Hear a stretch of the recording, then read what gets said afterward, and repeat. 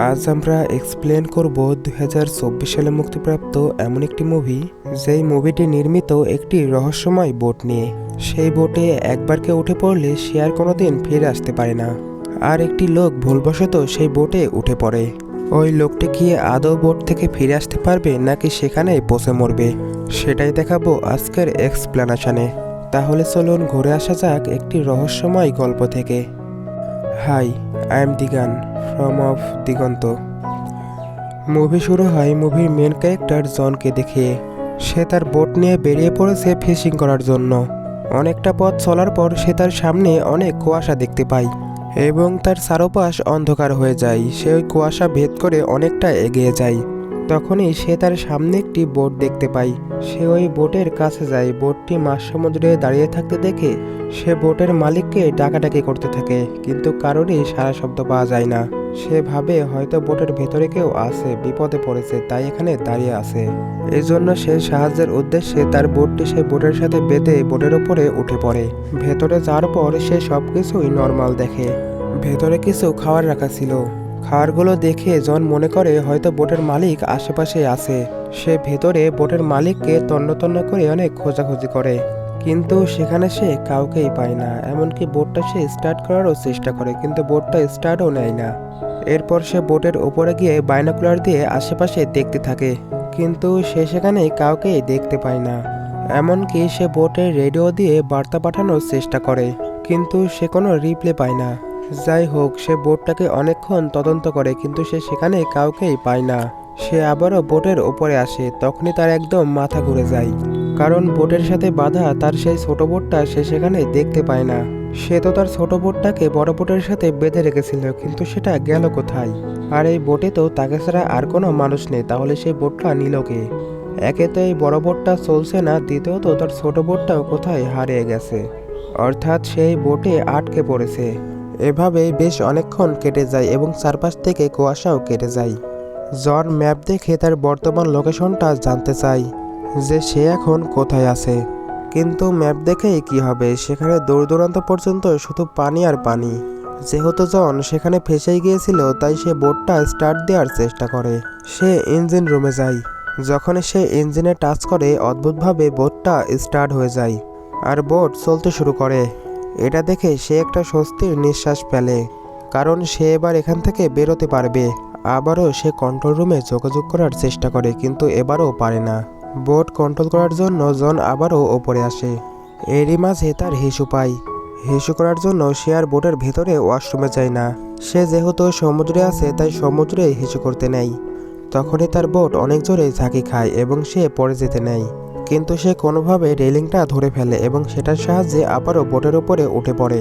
এবার সে হিসু করতে বোটের ভেতরে ওয়াশরুমে যায় এবং হিসু করে যখনই সে ওয়াশরুম থেকে বেরোতে নেয়, সে দেখে ওয়াশরুমের ডোর বন্ধ হয়ে গেছে।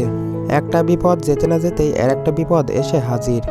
যাই হোক, সে দরজাটা খোলার চেষ্টা করে, কিন্তু তার সব চেষ্টাই বিফলে যায়। সে ওয়াশরুম থেকে বের হওয়ার আপ্রাণ চেষ্টা করে, কিন্তু তার কোনো চেষ্টাই কাজে লাগে না। তখনই সে বাইরে থেকে রেডিওর আওয়াজ শুনতে পায়। হয়তোবা তার সাথে কেউ যোগাযোগ করতে চায়, কিন্তু সে কোনোভাবেই এখান থেকে বেরোতে পারছে না। এর মাঝেই সে বাইরে একটি শিপের আওয়াজ শুনতে পায়। শিপের আওয়াজ শুনে সে আরও জোরসোরভাবে ওয়াশরুম থেকে বেরোতে চাচ্ছিল, কারণ শিপটা এখান থেকে চলে গেলে সে আর এখান থেকে বেরোতে পারবে না। কিন্তু সে কোনোভাবেই সেই দরজাটি খুলতে পারে না। এবার সে ওয়াশরুমের জানালাতে একটি কাপড় নিয়ে নাড়াতে থাকে, যাতে সেই শিপটা কাপড়টা দেখে তাকে সাহায্যের জন্য এগিয়ে আসে। কিন্তু এত দূরে থেকে ক্যাপ্টেন সেই কাপড়টি দেখতে পায় না, আর শিপ সেখান থেকে যেতে শুরু করে। এবার জন সে যেই বোটটাতে আছে সেই বোটটা থামানোর চেষ্টা করে। সে একটা রশি নেয়, সেই রশিটা পানির মধ্যে ফেলে দেয়, যাতে তার বোটের পাখার সাথে রশিটা পেঁচিয়ে থেমে যায়। কিন্তু এখানেই ঘটে একটা অঘটন। যখন রশিটা পাখার সাথে গিয়ে বাঁধে, তখন রশিটায় অনেক টান পড়ে আর রশিটা জনের গলায় বেঁধে যায়।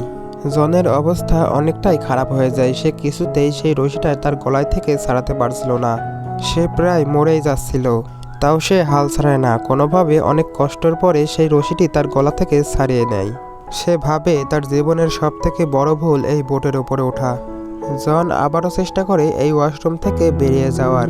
সে ওয়াশরুমের দরজা ধরে টানাটানি করে, এবার তার মনে হয় হয়তো কেউ ওয়াশরুমের দরজাটা বাইরে থেকে কেউ আটকে দিয়েছে। সে বাইরে কেউ আছে কিনা এটা জিজ্ঞেস করে এবং তার কাছে ক্ষমা চায় আর বলে সে এখানে ভুল করে চলে এসেছে, দয়া করে আমাকে ছেড়ে দাও। কিন্তু বাইরে থেকে কোনোই সাড়া শব্দ পাওয়া যায় না।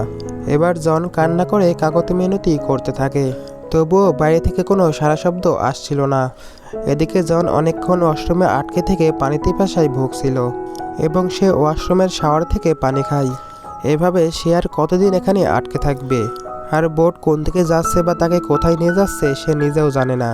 যাই হোক, রাত হয়ে যায় এবং সমুদ্রে বিশাল বড় একটা ঝড় আসে আর সেই ঝড়ের কোপে বোটটা একদম লণ্ডভণ্ড হয়ে যায়, যার ফলে বোটের ভেতরে পানি ঢুকতে শুরু করে এবং এত পানি ঢুকে পড়ে যে জনের একদম গলা সমান হয়ে গেছে। তার অবস্থা একদম খারাপ হয়ে গেছে। জন কোনোভাবে শুধুই ওয়াশরুম থেকে বেরোতে চাচ্ছিল।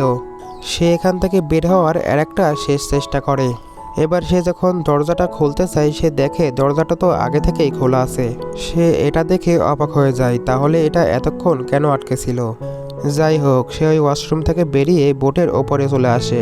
সে এবার আর এই বোটে থাকতে চায় না, তাই সে এয়ার ব্যাগ আর ওই দরজা দিয়ে একটি বোট বানায়। সে ওই নৌকাটা এতই ছোট বানায় যে সেটা এই সমুদ্রে সার্ভাইভ করতে পারবে না। এই জন্য সে ওই নৌকাটা ছোট বোটের সাথে বেঁধে দেয়। যেহেতু বোটটা চলমান তাই সে বোটের সাথেই যেতে চায়।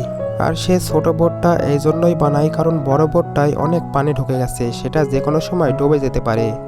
তাই সে নিজের সেফটির জন্য এই ছোট বোটটা বানায়। কিন্তু যখনই জন সেই বড় বোট থেকে তার ছোট বোটে যায়, বড় বোটটা চলা বন্ধ করে দেয়। একদম স্থির হয়ে যায় যেন সেটাকে কেউ বন্ধ করে দিয়েছে।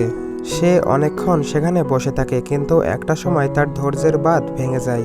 সে বুঝে যায় এই ছোট নৌকা নিয়ে সে এখান থেকে বেরোতে পারবে না।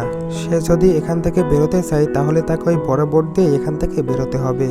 এই জন্য সে সিদ্ধান্ত নেয় সেই বড় বোট নিয়ে এখান থেকে বের হবে। আর পার্ট 1 এখানে শেষ হয়ে যায়। পার্ট 2 দেখতে চাইলে প্লিজ চ্যানেলটাকে সাবস্ক্রাইব করে আমাদের পাশেই থাকবেন।